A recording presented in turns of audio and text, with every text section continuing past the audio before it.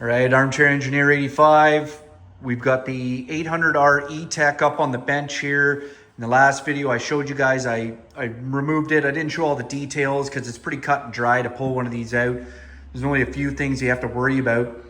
But we have it up here on the bench, and I showed you guys here that the PTO side was the main failure. I'm not sure if it was the wrist pin retaining clip that failed. I have a hunch that was it, or if it was actually a piston ring. But you can see here all the damage and all the carnage that it made. The mag side here, it wasn't so bad. There was a bit of rocking in it. Can't really see it here, but not sure. If you look down here through the intake port, you can see how damaged it is. This one here didn't look the greatest either. But here's the head.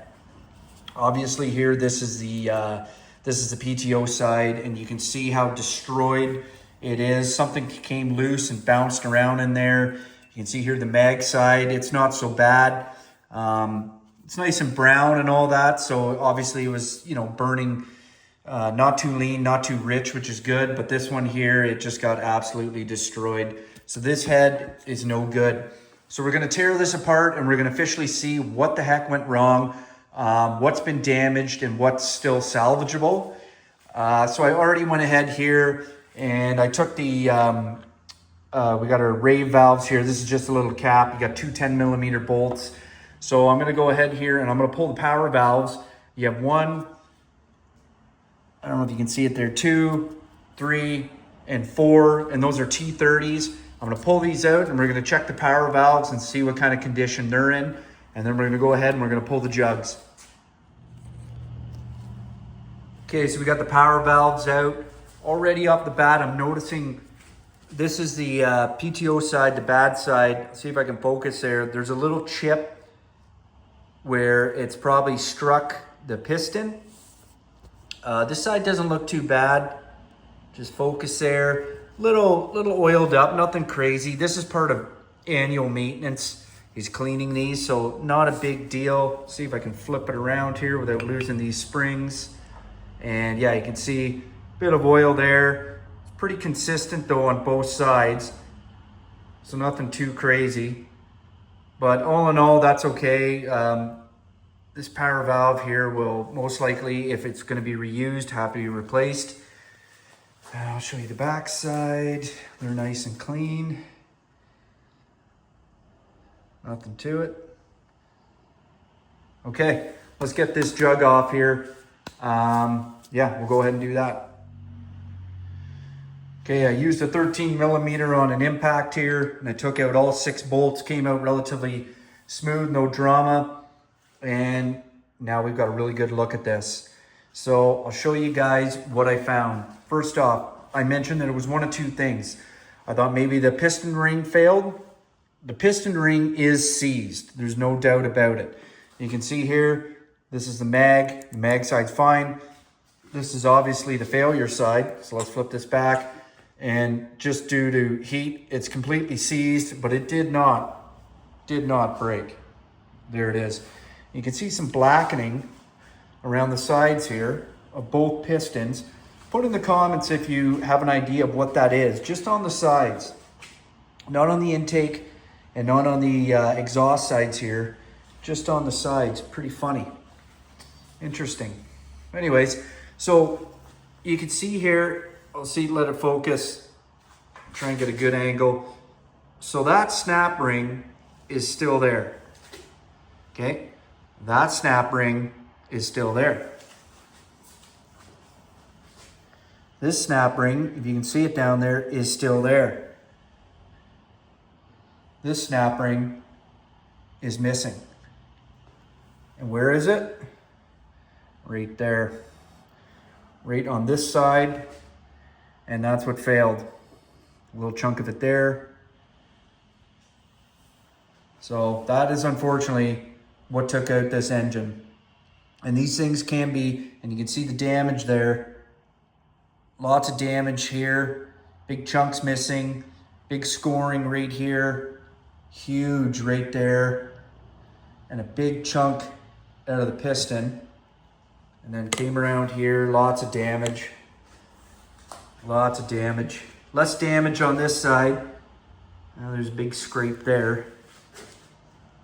And then not much on the back side. And then it worked its way up here and absolutely destroyed the top end of this piston. And then obviously, we already looked at that down there, the head. And that's what caused this to fail. So there's a little piece there. These snap rings can be difficult to put in. They're not easy. If you do them all the time, there's a little knack to it, but that's the way it is.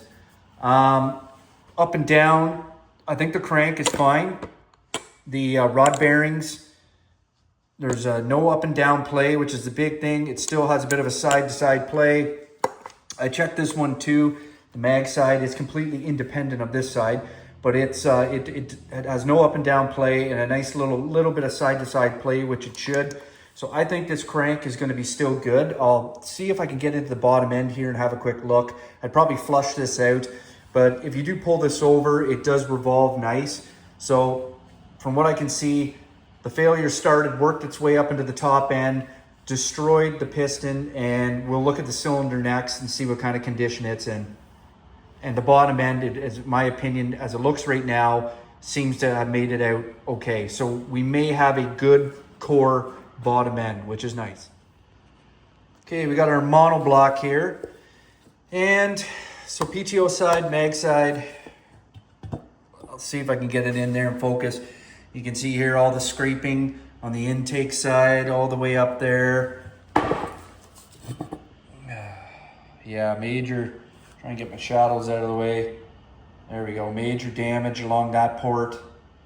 And you know, what a shame. Look, you can still see the cross hatching. And this is the bad side. There you go. Like, look at all the heat there. Still see cross hatching. So this did not have a very long life. Major gouge right there. Nice cross hatching. And the last. This side, yeah, right there. Bit of aluminum transfer.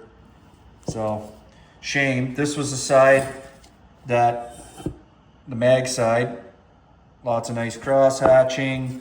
It did not fail.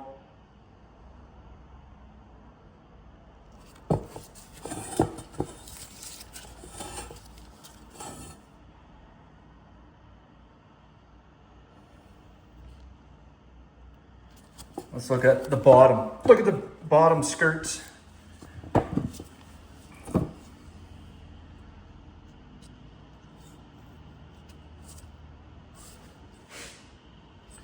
Big damage there.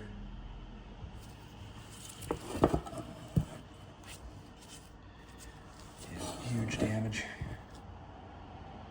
Nice cross hatching. Mag side. Yeah, look at that. Whoa.